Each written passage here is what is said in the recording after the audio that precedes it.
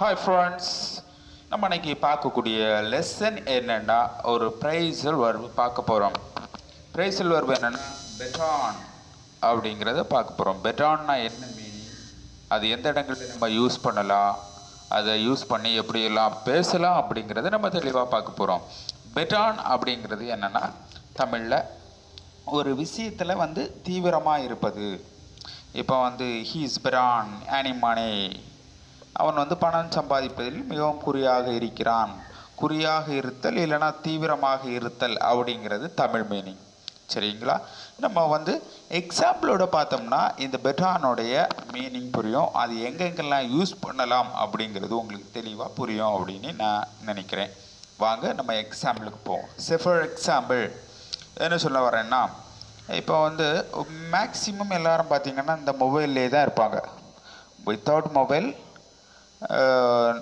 No one is ready to live. மொபைலில் ஃபுல்லாக YouTube பார்த்துட்டே இருக்கிறான். சரியா? ஒரு டைம் யூடியூப்பை மொபைலில் பார்த்துட்டே இருக்கான். மொபைலில் கொஞ்சம் தள்ளி எங்கே வச்சாலும் எடுத்து உடனே யூடியூப்பில் ஏதாவது பண்ணிகிட்டே இருக்கிறது.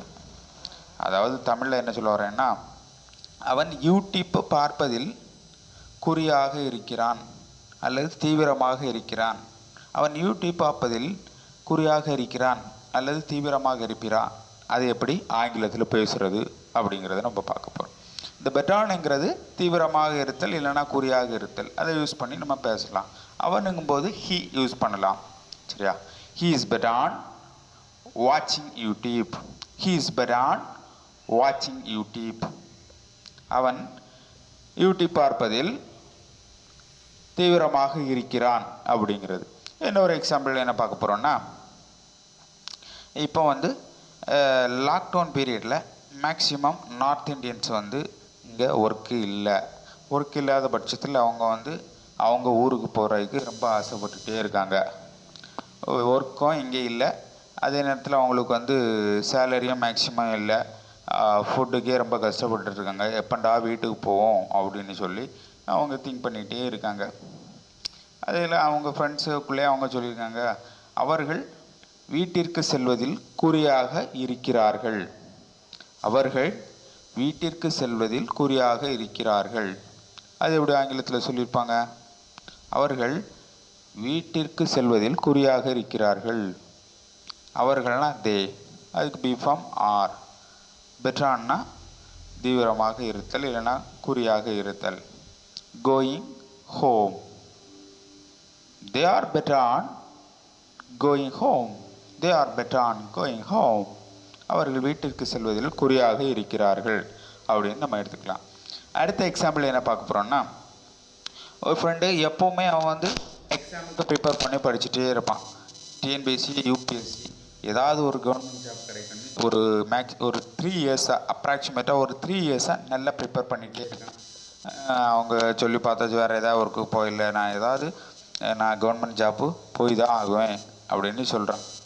அவன் ஃப்ரெண்ட்ஸு சொல்லானா, என்னுடைய நண்பர் கவர்மெண்ட் ஜாப் பெறுவதில் தீவிரமாக இருக்கிறார். என்னுடைய நண்பர் கவர்மெண்ட் ஜாப் பெறுவதில் தீவிரமாக இருக்கிறார். அது எப்படி ஆங்கிலத்தில் சொல்லியிருப்பாங்க? My friend is better on getting government job. My friend is better on getting a government job. My friend is better on getting a government job. My friend is better on getting a government job. சரியா? இந்த பெட்டானுங்கிறது ஒரு தீவிரமாக இருத்தல், ஒரு செயலில் குறியாக இருத்தல் அப்படிங்கிறது மீனிங். அடுத்து என்ன ஒரு எக்ஸாம்பிள் என்ன பார்க்க போகிறோன்னா, ஒரு பொண்ணு என்னென்னா maximum we have to earn money எப்பவும் புலம்பிகிட்டே இருக்குது. அதுக்கு தகுந்தவாறு நிறைய ஒர்க்கு, இந்த என்ன ஒர்க் சொல்லணும்னா பார்ட் டைம் ஒர்க்கு, வேறு வீட்டில் இருந்தேன்னா அதுக்கு தகுந்தவாறு ஆன்லைன் ஒர்க்கு, அந்த மாதிரி ஏதாவது ஒரு ஒர்க்கு பண்ணிவிட்டு நிறைய கெயின் பண்ணணும், நிறைய மணி ஏர்ன் பண்ணணும் அப்படிங்கிறது தான் அவங்களுடைய குறிக்கோள். ஒன்று அவங்களுக்குள்ளே பேசிக்கிட்டாங்க. அவள் ஏன் அப்படி எப்பவும் ரொம்ப ஹரிபரியாக பிஸியாக இருக்கா? அவள் பணம் சம்பாதிப்பதில் குறியாக இருக்கிறாள். அவள் பணம் சம்பாதிப்பதில் குறியாக இருக்கிறாள். அது எப்படி ஆங்கிலத்தில் சொல்லுவீங்க? she is better on earning money. She is bent on earning money. She is bent on earning money. She is bent on earning money. சரியா? இந்த bet onங்கிறது வந்து குறியாக இருத்தல், தீவிரமாக இருத்தல். அடுத்து என்ன ஒரு எக்ஸாம்பிள் என்ன பார்க்க போகிறோன்னா, இப்போ வந்து பிரதர்ஸ் வீட்டில் 2 பேர் இருக்காங்க. 2 பேர் இருந்தாலே கண்டிப்பாக அங்கே சண்டையாக தான் இருக்கும். எல்டர் பிரதர் இருக்கும், யங்கர் பிரதர் இருக்கும். 2 மாறி மாறி சண்டை போட்டுகிட்டே இருக்காங்க. உடனே யங்கர் பிரதர் போய் அம்மாட்ட சொல்கிறான், அம்மா அம்மா அவன் என்னுடன் சண்டை போடுவதிலேயே குறியாக இருக்கிறான். எப்போ பார்த்தாலும் என்னை வந்து சண்டைக்கு இது பண்ணுறான். சரியா? ஏதாவது ப்ளேம் பண்ணுறான், இல்லைனா ஏதாவது சொல்லி என்னை வந்து சண்டைக்கு இழுத்துட்டே இருக்காம்மா. அவன் என்னுடன் சண்டை போடுவதிலே குறியாக இருக்கிறான். அது எப்படி ஆங்கிலத்தில் சொல்லுவீங்க? he is bent on fighting with me. he is bent on fighting with me. he is bent on fighting with me. சரியா? அடுத்து இன்னொரு எக்ஸாம்பிள் என்ன பார்க்க போகிறோன்னா, மேக்ஸிமம் இந்த வந்து மதர் சன் ரிலேஷன்ஷிப்பை பார்த்தீங்கன்னா, எப்பவும் வந்து அம்மா வந்து பிள்ளைய வந்து குறை சொல்லிகிட்டே இருப்பாங்க. நீ என்ன அது பண்ணவே இல்லை, படிக்கவே இல்லை, அந்த ஹோம்ஒர்க்கும் முடிக்கலை, நீ எப்பவும் ஃபுல்லாக கிரிக்கெட்னு விளையாடிட்டே இருக்கா அப்படின்னு சொல்லிட்டு இருக்கான். ஒரு நாள் வந்து அந்த பையனுக்கு கோவம் வந்துட்டு, நீ என்னை குறை சொல்லி கொள்வதிலே குறையாக இருக்கிறாய், நீ என்னை குறை சொல்லுவதிலே குறியாக இருக்கிறாய், நீ என்ன ப்ளேம் பண்ணுவதிலே குறியாக இருக்கிறாய் அப்படின்னு சொல்லி அவங்க அம்மாட்ட சொல்கிறான். அது எப்படி சொல்லியிருக்கான்? You are bent on blaming me. you are bent on blaming me. நீ என்னை குறை சொல்வதிலே குறியாக இருக்கிறாய். you are bent on blaming me. அடுத்து அவன் கொஸ்டின் கேட்கான், நீ ஏன் என்ன குறை சொல்வதிலே ரொம்ப குறியாக இருக்கா, நீ ஏன் என்ன ப்ளேம் பண்ணுவதில் குறியாக இருக்கிறாய் அப்படின்னு கொஸ்டின் கேட்கும். அது எப்படி கேட்பீங்க? why are you bent on blaming me? why are you bent on blaming me? நீ ஏன் என்னை குறை சொல்வதில் குறியாக இருக்கிறாய் அப்படிங்கிறது. இது வந்து இன்ட்ராகேட்டிவ் கொஸ்டின்லேயே நம்ம கேட்கலாம். ஒய், ஹவ் அதை யூஸ் பண்ணி. bent onனா குறியாக இருத்தல் அல்லது தீவிரமாக இருத்தல். என்ன ஒரு எக்ஸாம்பிள் பார்க்க போகிறோம். ஒரு குரூப் வந்து எப்படியாவது இங்கிலீஷ் படிக்கணும் அப்படின்னு சொல்லிட்டு ஃபுல்லாக வந்து யூடியூப் சேனல், ஆன்லைன் சேனல் எல்லாமே சர்ச் பண்ணி யூஸ் பண்ணி நிறைய பியூசி எல்லாம் சர்ச் பண்ணி ஒரு 5 பேர் ஒரு டீமாக ஒர்க் இருந்து மாதிரி listening, speaking, reading and writing எல்லா இதுலேயுமே ரொம்ப ப்ராக்டிஸ். ஒரு கிட்டத்தட்ட ஒரு 10 months நல்ல ப்ராக்டிஸ் பண்ணியிருப்பான். ப்ராக்டிஸ் பண்ணி ஓரளவு நல்லா பேசிட்டாங்க. அப்போ அந்த குரூப் வந்து படிச்சுட்டு இருக்கும்போது நிறைய பேர் குறை சொன்னாங்க. அப்புறம் வந்து அவங்க எல்லாம் லேர்ன் பண்ணி முடித்த பிறகு அவங்க வந்து ரொம்ப ஆச்சரியமாக பார்த்தாங்க. அப்போ அந்த நேரத்தில் அவங்க சொன்னாங்க, அவர்கள் ஆங்கிலம் கற்றுக்கொள்வதில் மிகவும் குறியாக இருந்தார்கள். சரியா? அவர்கள் ஆங்கிலம் கற்றுக்கொள்வதில் மிகவும் குறியாக இருந்தார்கள், அதனால அவங்க லேர்ன் பண்ணிட்டாங்க. அவர்கள் ஆங்கிலம் கற்றுக்கொள்வதில் மிகவும் குறியாக இருந்தார்கள் அப்படிங்கிறத எப்படி ஆங்கிலத்தில் பேசுகிறது?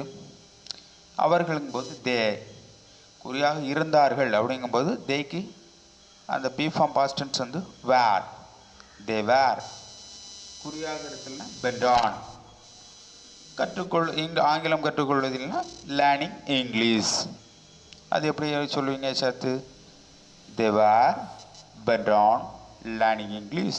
they were bent on learning English. they were bent on learning English. சரியா? அந்த bent onங்கிறது வந்து குறியாக இருத்தல், தீவிரமாக இருத்தல். இந்த bent on நம்ம யூஸ் பண்ணி சென்டென்ஸ் மேக் பண்ணலாம். இந்த சென்டென்ஸ் மேக் பண்ணது இப்படி தான். சரியா? அடுத்து என்ன ஒரு லாஸ்ட்டாக என்ன ஒரு எக்ஸாம்பிள் பார்ப்போம். நம்ம ஏற்கனவே பார்த்த மாதிரி மேக்ஸிமம் நிறைய பேர் வந்து இந்த மணி மோட்டிவ்லேயே இருப்பாங்க, பணம் சம்பாதிப்பிலேயே குறியாக இருப்பாங்க. அடுத்து அந்த பிஸ்னஸ் பண்ணணும், இது பண்ணணும், எப்போமா ஹரிபரி மூட்லேயே இருப்பாங்க. ஒரு என்டர்டெயின்மெண்ட் இருக்காது, அது இருக்காது. அதுக்குள்ளே அவங்களுக்கு ஒரு ஃப்ரெண்ட்ஸ் வந்து கேட்டுட்ருக்காங்க, நீ ஏன் பணம் சம்பாதிப்பதில் குறியாக இருக்கிறாய்? இது ஒரு இன்ட்ராகேட்டிவ் கொஸ்டின் மாதிரி கேட்குறேன். சரியா? Interrogative form. நீ ஏன் பணம் சம்பாதிப்பதில் குறியாக இருக்கிறாய்? ஏனுங்கும்போது என்ன சொல்லுவீங்க? ஒய். அதுக்கு வந்து யூங்க சொல்லுவதனால ஒய் ஆர் யூ. குறியாக இருத்தல் bent on. பணம் சம்பாதிப்பது ஏர்னிங் மணி, இல்லை மேக்கிங் மணி சொல்லலாம். சரியா? Why are you bent on earning money? Why are you bent on earning money? சரியா? இந்த பென்ட்ரான்ங்கிறது வந்து குறியாக இருத்தல், தீவிரமாக இருத்தல் அப்படிங்கிறது இது எந்தெந்த இடங்களில் யூஸ் பண்ணலாம் அப்படிங்கிறது பேசுகிறோம். மேக்சிமம் வந்து நம்ம ஆங்கிலம் கற்றுக்கொள்ளணும்னா எல்லா கிராமரையும் படித்து அந்த உடைய ஒரு டெக்னிக்கலாக நம்ம படிக்கிறத விடவும் இது எந்தைக்கு தமிழில் எப்படி, இது எந்த இடங்களில் யூஸ் பண்ணலாம் அப்படிங்கிறத நிறைய விஷயங்கள் தெரிஞ்சுட்டு நம்ம சென்டென்ஸ் மேக் பண்ண நம்ம படிச்சிட்டோம்னா கண்டிப்பாக கொஞ்சம் ஓரளவுக்கு எழுத படிச்சிட்டோம்னா கண்டிப்பாக அதை நம்முடைய ஸ்பீக்கிங்கில் கொண்டு வந்துடலாம். இது வந்து ஸ்போக்கன் இங்கிலீஷ் அப்படின்னா பேசுகின்ற ஆங்கிலம் அப்படி வேணும்னா நீங்கள் வந்து மேக்ஸிமம் எல்லா கிராமரும் படிக்கணும் அப்படிங்கிறது தேவையில்லை.